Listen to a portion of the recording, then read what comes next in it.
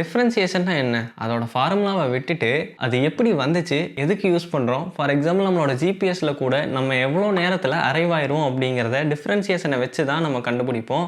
இதெல்லாம் எப்படி யூஸ் ஆகுது அப்படிங்கிறத நம்ம பார்ப்போம். ஹாய்! நான் கவின் அண்ட் வெல்கம் டூ 24த் டெக். ஃபர்ஸ்ட் நான் டிஃபரன்சியேஷன உங்க விசுவலைசேஷனுக்கு வர்ற மாரி ஈஸியா சொல்றேன். என்ன அப்படின்னு பார்த்தீங்கன்னா, உங்க ஃபோன்ல ஒரு இமேஜ் எடுத்துட்டு அத ஃபுல்லா ஜூம் பண்ணி பார்த்தீங்கன்னா, அந்த இமேஜோட ஒரு பிக்சல் கிடைக்கும் பார்த்தீங்களா? அப்படிதாங்க ஒரு விஷயத்த ஜூம் பண்ணி, நிறுத்தி, அதில என்ன இன்ஃபர்மேஷன் இருக்கு? அதில என்ன மாறுதல் நடந்திருக்கு? அப்படிங்கிறத கண்டுபிடிக்கிறதுக்கு தான் நம்ம யூஸ் பண்றோம். இன்னுமே பார்த்தீங்கன்னா, இந்த நான் எலாபரேட்டா சொல்லணும் அப்படின்னா, இப்போ நீங்க கார்ல ஏ அப்படிங்கிற ஒரு ஊரிலிருந்து பி அப்படிங்கிற ஒரு ஊருக்கு போகணும்னு வச்சுக்கங்களேன். அந்த ஊருக்கு இருக்கிற இடைப்பட்ட டிஸ்டன்ஸ் 50 கிலோமீட்டர். அத நீங்க கிராஸ் பண்ண டைமிங் 1 மணி நேரம். இப்ப இதுக்கு நம்ம ஆவரேஜ் ஸ்பீட் கண்டுபிடிச்சோம்னா 50 கிலோமீட்டர் பெர் ஹார்ன்னு வரும். நீங்க 50 கிலோமீட்டர் பெர் ஹார்லயே கிராஸ் ஆயிருந்தீங்கன்னா, கண்டிப்பா நீங்க இத 1 மணி நேரத்துல கிராஸ் பண்ணிருவீங்க. ஆனா ரியல் லைஃப்ல அப்படி நடக்க போறது கிடையாது. ஏன்னா நீங்க ஒரு இடத்துல அதிகமா போவீங்க, ஒரு இடத்துல கம்மியா போவீங்க. எக்ஸாக்ட்டா ஒரு 36 நிமிஷம் 36 செகண்ட்ல நீங்க என்ன ஸ்பீட்ல போகணும் என்ன ஸ்பீட்ல நான் போனேன் அப்படின்னு நீங்க பார்க்கணும் அப்படின்னா, நீங்க எப்படி பார்ப்பீங்க? கண்டிப்பா அது ரொம்ப கஷ்டமா இருக்கும். நார்மலா டிஃபரன்சியேஷன் இல்லைன்னா, அது ரொம்பவே கஷ்டம். நீங்க ஆவரேஜ் வெலாசிட்டி வேணா கண்டுபிடிக்கலாம். ஆனா இன்ஸ்டன்ட் வெலாசிட்டி அப்படிங்கிறது ஏன்னா நீங்க 36 நிமிஷம் 36 செகண்ட் அப்படின்னு சொல்றீங்க. அப்படி சொல்லும்போதே நீங்க டைம் ஒரு இடத்துக்கு பாஸ் பண்ணிட்டீங்க. ஒரு வீடியோவ பாஸ் பண்ற மாரி பாஸ் பண்றலாம். இப்போ என்னோட வீடியோவ பாஸ் பண்ணிட்டீங்கன்னா, அப்படியே நின்றுவேன். ஸோ இந்த இடத்துல என்ன ஸ்பீட்ன்னு சொல்ல முடியாது. அதுக்கு நம்ம என்ன பண்றோம் அப்படின்னா, இங்க தான் டிஃபரன்சியேஷன் கொண்டு வர்றோம். இங்க டிஃபரன்சியேஷன் கொண்டு வந்தா, அந்த இடத்துல இருக்க எக்ஸாக்ட்டான ஸ்பீட் கிடைக்கும். அண்ட் இந்த மாரி தான் ஸ்பீட் கால்குலேட் பண்ணி சில இடத்துல உங்களுக்கு ஸ்பீட் லிமிட் அதிகமா போயிட்டீங்கன்னு உங்களுக்கு ஃபைனும் போடுறாங்க. ஸோ வாங்க இப்ப நம்ம டிஃபரன்சியேஷன பத்தி ஃபர்தரா பார்ப்போம். இந்த டிஃபரன்சியேஷன பத்தி நம்ம பார்க்கறதுக்கு முன்னாடி நமக்கு ஒரு 2 விஷயம் தெரிஞ்சிருக்கணும். ஃபங்ஷன் அதுக்கப்புறம் லிமிட் அப்படின்னு சொல்லுவாங்க. ஃபங்ஷன்னா ஒண்ணும் இல்லங்க. ஒரு பொருள சார்ந்து இன்னொரு பொருள் மாறுறது. ஃபார் எக்ஸாம்பிள் இப்போ y f of x அப்படிங்கிற ஒரு ஃபங்ஷன் எடுத்துக்கிட்டா, அந்த ஃபங்ஷன்ல x பொறுத்து y மாறுது. அதுதான் ஃபங்ஷன். அதாவது x ஒரு வேல்யூ மாறுச்சுன்னா, y இன்னொரு வேல்யூவா மாறும். x மாறலன்னா yயும் மாறாது. இதுதான் ஃபங்ஷன்ங்க. Next coming to limits. இந்த லிமிட்ஸ் இருக்கனால தான் டிஃபரன்சியேஷன் ஸ்லோப்ல இருந்து அத நம்ம டிஃபரன்சியேஷனா மாத்துறோம். அண்ட் லிமிட்னா என்ன அப்படின்னு பார்த்தீங்கன்னா, இருக்கு ஆனா இல்ல. அதுக்கு பக்கத்துல போறோம் ஆனா அங்க போகல. ஃபார் எக்ஸாம்பிள் லிமிட் சப்ஸ்டிட்யூட் பண்றீங்க அப்படின்னு வைங்களேன் டிஃபரன்சியேஷன்ல. 4 அப்படிங்கிற நம்பர் கிட்ட நம்ம ஒரு லிமிட் சப்ஸ்டிட்யூட் பண்றோம். அப்படின்னா நீங்க அந்த 4க்கு பக்கத்துல ரொம்ப க்ளோஸா போவீங்க.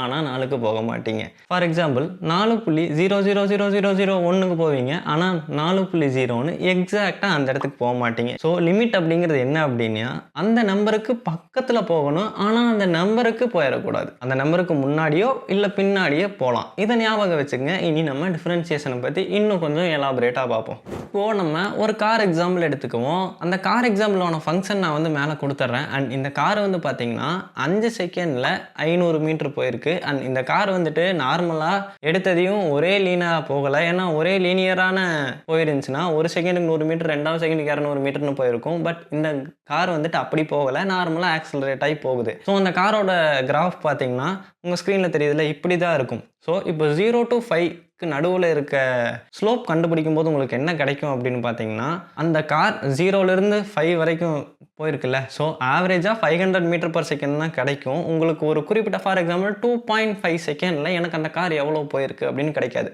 அதே மாரி தான் நீங்க ஒரு 1 to 4ங்கும்போது 1 to 4க்குள்ள ஆவரேஜ் ஸ்பீடு. இப்போ டிஃபரன்சியேஷன்ங்கிறது அப்படியே குறைச்சுக்கிட்டே வாங்க. 1 to 4, 2 to 3, 2.22, 2.8 உங்களுக்கு எவ்வளோல வேணும்? ஃபார் எக்ஸாம்பிள் இப்போ 2.2ல வேணும்னா, அப்போ இல்ல 2.5ல வேணும்னா, இப்போ 2.3 to 2.6, 2.4 to 2.6, 4.9 to 5 point something இந்த மாரி 2.5 கிட்ட கொண்டு வந்தீங்கன்னா, உங்களுக்கு அந்த எக்ஸாக்ட்டான ஸ்பீட் கிடைக்கும். ஏன்னா உங்களால 2.5ல போயிட்டீங்கன்னா, ஆக்சுவலா அத பாஸ் பண்ற மாரி, டைம பாஸ் பண்ற மாரி, ஒரு வீடியோவ பாஸ் பண்ற மாரி.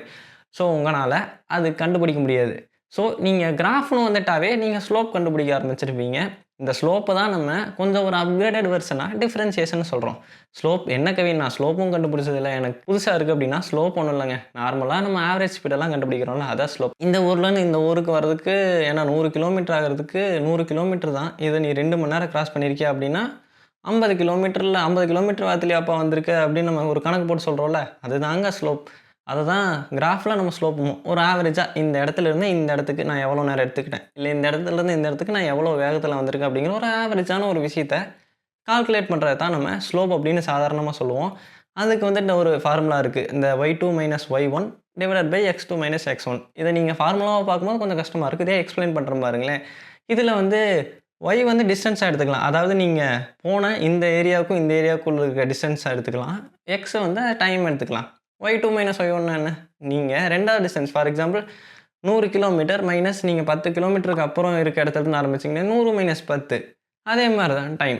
எந்த டைமில் இருந்து ஆரம்பிச்சிங்களோ 2 டைமை மைனஸ் பண்ணிங்கன்னா நீங்கள் ஆவரேஜ் கண்டுபிடிக்கிறது தான் அந்த ஸ்லோப் அப்படின்னு சொல்லுவாங்க. ஸோ டிஃப்ரென்சியேஷன் வந்து உங்களுக்கு எங்கே உதவி செய்யும் அப்படின்னு பார்த்தீங்கன்னா, ஒரு இடத்துல ஒரே ஒரு பர்டிகுலர் இன்ஸ்டன்ட்டில் ரேட் ஆஃப் சேஞ்ச் கண்டுபிடிக்கும் போது தான் உங்களுக்கு டிஃப்ரென்சியேஷன் தேவைப்படும். இல்லை பெருசான இடத்துல ஆவரேஜ் கண்டுபிடிக்கணும்னா நீங்கள் ஸ்லோப்பை யூஸ் பண்ணிக்கலாம். டிஃப்ரென்சியேஷன் அப்படிங்கிறது மாற்றம். அதாவது எந்த வேகத்தில் ஒரு பொருள் ஒரே ஒரு சமயத்தில் மாறுது, அதோட ரேட் ஆஃப் சேஞ்சை சொல்கிறது தான் டிஃப்ரென்சியேஷன். இந்த ஸ்லோப் ஃபார்முலா நமக்கு தெரியும். y2 minus y1 divided by x2 minus x1. இதில் நம்ம ஃபங்க்ஷன் என்ன அப்படின்னு பார்க்கும்போது y is equal to f of x. இந்த f ஆஃப் xனா f ஆஃப் xை பொறுத்து தான் y சேஞ்ச் ஆகும். ஸோ x1 அப்படிங்கிறது அஸ் யூஸ்வல் x தான். அண்டு x2 அப்படிங்கிறது அந்த x கூட இன்னொன்று சேஞ்ச் ஆனதுனால தான் இந்த x2 வந்திருக்கு. ஏன்னா எக்ஸுங்கிறது நீங்கள் முதல்ல இருந்த டைம், இது ரெண்டாவது இருந்த டைம். அந்த 2 டைம் டிஃப்ரென்ஸ் இருக்கும்ல, அதை வந்து நம்ம dx அப்படின்னு வச்சுக்கலாம். அப்படி dxன்னு வச்சுக்கும் போது x2 என்னென்னு எழுதுவீங்க? x1 plus dx. இதை அப்படியே yக்கு அந்த ஃபங்க்ஷனில் சப்ஸ்டியூட் பண்ணிங்கன்னா வரும். அப்போ y2 மைனஸ் y1க்கு என்ன எழுதுவீங்க? y of x1 plus dx minus y of x. இதுதான் வரும். இதை நீங்கள் சிம்பிளிஃபை பண்ணும்போது dy by dx is equal to அப்படின்னு அந்த del y by del x something வரும். ஏன்னா நீங்கள் dy dx இந்த மாதிரி எழுதியிருப்பீங்க. அந்த டெல் ஒய் டெல் எக்ஸ், இந்த டெல்டா அப்படிங்கிறது நம்ம க்ரீக் ஆல்ஃபபெட்டில் பொதுவாக எதுக்கு யூஸ் பண்ணுவோம் அப்படின்னு பார்த்தீங்கன்னா, சேஞ்ச் இன் சம்திங், ஒரு விஷயம் கொஞ்சம் மாறுது அப்படிங்கிறத சிம்பாலிக்காக சொல்ல தான் நீங்கள் அந்த டெல் அப்படிங்கிறத பயன்படுத்துவீங்க. இதில் நமக்கு ஃபைனல் ஃபார்முலா என்ன கிடைக்கும் அப்படின்னு பார்த்தீங்கன்னா, dy by dx is equal to y of X plus DX minus Y of X divided by dxன்னு வரும். இதில் dx இருக்குது பார்த்தீங்களா, அதுதான் சேஞ்ச் இன் டைம்னு சொல்லுவாங்க. இந்த சேஞ்ச் இன் டைம் நமக்கு பெருசாக இருக்கிறப்போ ஆவரேஜ் கிடைக்கும். இதே நம்ம சேஞ்ச் இன் டைமை சிறுசு பண்ணிக்கிட்டே வந்துக்கிட்டே இருந்தோம்னா ஆவரேஜ் ஸ்பீடு வந்து கொஞ்சம் குறைஞ்சிக்கிட்டே வரும். ஸோ அதை ஒரே இன்ஸ்டன்ட்டுக்கு கொண்டு வந்துட்டா அப்போ நமக்கு இன்ஸ்டன்டேனியஸ் ஸ்பீட், அதாவது அந்த ஒரு செகண்டில் என்ன மாறுதல் அடைஞ்சிச்சுங்கிறத கண்டுபிடிச்சிக்கலாம். ஸோ இப்போது நான் உங்களுக்கு முன்னாடி சொல்லி தந்த லிமிட் ஞாபகத்துக்கு வரும்னு நினைக்கிறேன். அப்போது அந்த லிமிட்டை இங்கே சப்ஸ்டியூட் பண்ணலாம். For example d of x limit d of x 10 to 0 அப்படின்னு போட்டோம் அப்படின்னா, அந்த டி ஆஃப் எக்ஸ் அதாவது நம்ம மாறுதல் அடையிற வேல்யூ இருக்குது பார்த்தீங்களா, for example 5 second 3 second 2 second அப்படிங்கிறத 0க்கு கொண்டு வரலாம். ஆனால் எக்ஸாக்ட் 0 கொண்டு போகக்கூடாது. ஏன்னா நான் முன்னாடியே சொல்லிட்டேன், எக்ஸாக்ட் 0ங்கிறது டைமை பாஸ் பண்ணுற மாதிரி. ஃபார் எக்ஸாம்பிள் இந்த வீடியோவை பாஸ் பண்ணிவிட்டு இந்த வீடியோவில் என்ன ஓடுது அப்படிங்கிறத பார்க்குற மாதிரி. ஸோ வீடியோ பாஸ் ஆகிடுச்சுன்னா ஒன்றுமே ப்ளே ஆகாது. அந்த மாதிரி தான். ஸோ நீங்கள் 0க்கு பக்கத்தில் கொண்டு வந்து அந்த வேல்யூ நீங்கள் கண்டுபிடிக்கிற மாதிரி. ஃபார் எக்ஸாம்பிள் நான் முன்னாடி பார்த்த கிராஃபோட ஃபார்முலாவில் ஸ்லோப்பை குறைச்சிக்கிட்டே வந்துட்டோம். அதோட ஃபங்க்ஷன் தெரியும். இதோட இன்ஸ்டன்டேனியஸ் ஸ்பீடு ஃபார் எக்ஸாம்பிள் 1.422 இந்த செகண்டில் இந்த கார் என்ன ஸ்பீடில் போயிருக்கு அப்படிங்கிறத நம்ம சப்ஸ்டியூட் பண்ணி பார்ப்போம். இந்த ஃபங்க்ஷனை ஃபஸ்ட்டு டிஃப்ரென்ஷியேட் பண்ணோம் அப்படின்னு பார்த்தீங்கன்னா நமக்கு இந்த வேல்யூ கிடைக்கும். அண்ட் இதில் டி வி ஆஃப் டின்னு இருக்கும். அதாவது டைமை பொறுத்து அங்கே வெலாசிட்டி, அது வெலாசிட்டி வந்து ஸ்பீடோட ஒரு வெக்டார் குவான்டிட்டி தான். அதனால் டைமை பொறுத்து அங்கே வெலாசிட்டி எப்படி மாறுதுங்கிறது இந்த ஃபங்க்ஷனில் கிடச்சிரும். ஸோ இதில் வந்து அந்த 1.422 அப்படிங்கிற சப்ஸ்டியூட் பண்ணினீங்கன்னா நமக்கு கிடைக்கிறது 32.42 மீட்டர் பர் செகண்ட். அதாவது அந்த கார் வந்துட்டு 1.422 செகண்டில் என்ன வேகத்தில் போயிருக்கு அப்படிங்கிறத நம்ம கண்டுபிடிச்சிட்டோம். ஸோ இங்கே தான் வந்து டிஃப்ரென்சியேஷன் அப்ளை ஆகுது. நீங்கள் நார்மலாக ஒரு பெரிய வேல்யூக்கு தெரியும் போது அங்கே ஸ்லோப் எடுத்து கண்டுபிடிச்சிக்கலாம். ஆனால் ஃபார் எக்ஸாம்பிள் நான் சொன்னேன்ல, ஒரு இமேஜில் ஒரு பிக்சலில் என்ன கலர் இருக்குது, ஃபார் எக்ஸாம்பிள் இந்த ஸ்க்ரீனில் பார்த்தீங்கன்னா நிறையா கலர் இருக்கும். ஆனால் எக்ஸாக்டாக ஒரு இடத்துல அந்த பிக்சல் என்ன கலர் இருக்குது அப்படிங்கிற மாதிரி நம்ம டீட்டெயிலான இன்ஃபர்மேஷன் தேவைப்படும் போது தான் டிஃப்ரென்சியேஷனுக்கு போகிறோம். இதை நான் ஜாமெட்ரிக்கலாக இன்னொரு விதமாகவும் சொல்லித்தரேன். நம்ம ஜாமெட்ரிக்கலாக பார்க்கும்போது கிராஃபில் ஒரு ஸ்கொயர் எடுத்துக்கங்க. அதாவது அதை தான் நம்ம y = x ஸ்கொயர்னு சொல்லுவோம். சரி, இப்போது ஒரு ஸ்கொயர் எடுத்துக்கங்க. அந்த ஸ்கொயரோட ஏரியா பார்த்தீங்கன்னா ஏ ஸ்கொயர்னு சொல்லுவாங்க. அப்போது ஒரு ஸ்கொயரோட லென்த் எக்ஸ் இருந்தால் அதோட ஏரியா வந்து எக்ஸ் ஸ்கொயர். அந்த ஸ்கொயரில் கொஞ்சம் ஆட் ஆகுதுன்னு வைங்களேன், அந்த ஸ்கொயர் கொஞ்சம் பெருசாகுது. அப்போது நம்ம டிஃப்ரென்சியேஷனாக என்ன சொன்னோம்? Rate of change. அந்த ஸ்கொயர் வந்து இப்போது எவ்வளோ சேஞ்ச் ஆச்சு அப்படிங்கிறத நம்ம ஜாமெட்ரிக்கலாக கண்டுபிடிக்க போகிறோம். அந்த ஸ்கொயர் சேஞ்ச் ஆன டிஸ்டன்ஸை வந்து அதிகமான டிஸ்டன்ஸை வந்து டிஎக்ஸ்ன்னு எடுத்துக்கலாம். அப்போது இதோட ஏரியா என்ன? X plus dx the whole square. இப்போ இந்த ஸ்கொயர் இருக்குல்ல, இந்த ஸ்கொயரில் மேலே இருக்க இந்த இடம் வந்துட்டு டிஎக்ஸ், இதோட லென்த்து வந்துட்டு எக்ஸ். அதே மாதிரி இந்த ஸ்கொயரில் இன்னொரு ரெக்டாங்கிள் ஆட் ஆகிருக்கும். அதாவது இந்த ஒரு ஸ்கொயரில் 2 ரெக்டாங்கிள் ஆட் ஆகின மாதிரி நீங்கள் கணக்கு வச்சுக்கங்க. அப்படி கணக்கு வைக்கும்போது இங்கே ஒரு எக்ஸ் டிஎக்ஸ், இங்கே ஒரு எக்ஸ் டிஎக்ஸ், அதாவது அந்த ரெக்டாங்கிளோட ஏரியா வந்து எக்ஸ் டிஎக்ஸ் எக்ஸ் டிஎக்ஸ், அந்த 2 ரெக்டாங்கிளையும் ஆட் பண்ணும்போது 2எக்ஸ் டிஎக்ஸ்னு வரும். அண்ட் இங்கே சின்னதாக ஒரு ஸ்கொயர் இருக்கும், அதை வந்து டிஎக்ஸ் ஸ்கொயர் அப்படின்னு சொல்லுவாங்க. ஸோ இப்போ இதோட ஏரியா டிஃப்ரென்சியேஷன் இதை டோட்டலாக கண்டுபிடிக்கும் போது, அதாவது நம்ம அடிஷ்னலாக ஆட் ஆன ஏரியா மட்டும்தான் கண்டுபிடிக்கிறோம். So two x dx plus dx square அப்படிங்கிறது தான் ஆன்சர். இப்போ இது வந்து நீங்கள் பெருசாக இருந்தால் இந்த ஃபார்முலாவை நீங்கள் அப்படியே யூஸ் பண்ணிக்கலாம். இந்த ஃபார்முலாவை எந்த சேஞ்சும் பண்ணக்கூடாது. ஏன்னா நீங்கள் ஒரு வேல்யூ சின்ன வேல்யூவாக இல்லாமல் பெரிய வேல்யூவாக இருக்குது, எனக்கு தெரியும் 2 தான், அந்த ஸ்கொயர் வந்து 2 சென்டிமீட்டர் தான் அதிகமாக இருக்குது, எனக்கு பெரியா கண்டுபிடிக்கணும் அப்படின்னா இல்லை. உங்களுக்கு தெரிஞ்ச வேல்யூ அப்படிங்கும்போது நீங்கள் இந்த ஃபார்முலாவை அப்படியே யூஸ் பண்ணணும். அதாவது 2x.dx ப்ளஸ் டிஎக்ஸ் ஸ்கொயர், அதாவது எவ்வளோ ஏரியா சேஞ்ச் ஆகிருக்குதுன்னு கண்டுபிடிக்கிறதுக்கு டோட்டல் ஏரியா கண்டுபிடிக்கணும்னா ப்ளஸ் எக்ஸ் ஸ்கொயர் போட்டுங்க. இப்போது இல்லை எனக்கு தெரியாது, இது வந்து 0.000 சம்திங் நெக்லிஜிபிளாக தான் அதிகமாக அப்படிங்கும்போது இந்த இடத்துல நீங்கள் என்ன பண்ணணும்னா லிமிட்டை சப்ஸ்டியூட் பண்ணணும். லிமிட்னா என்னென்னு உங்களுக்கு முதல்லயே நான் சொல்லி தந்திருக்கேன். ஸோ லிமிட்டை சப்ஸ்டியூட் பண்ணும்போது அந்த டிஎக்ஸுங்கிற வேல்யூ நம்ம தூக்கிடுவோம். ஏன்னா அது நியர்லி 0க்கே கொண்டு போயிட்டோம், 0.00001 அப்படிங்கிற மாதிரி. ஸோ இப்போ y = x² அப்படிங்கிற ஃபங்க்ஷனில் நமக்கு எவ்வளோ ரேட் ஆஃப் சேஞ்ச் நடந்திருக்கு அப்படின்னா, ஃபைனலாக பார்க்கும்போது இந்த ஈக்குவேஷன்ஸ் எல்லாம் சால்வ் பண்ணி பார்த்தீங்கன்னா இங்கே 2x வரும்.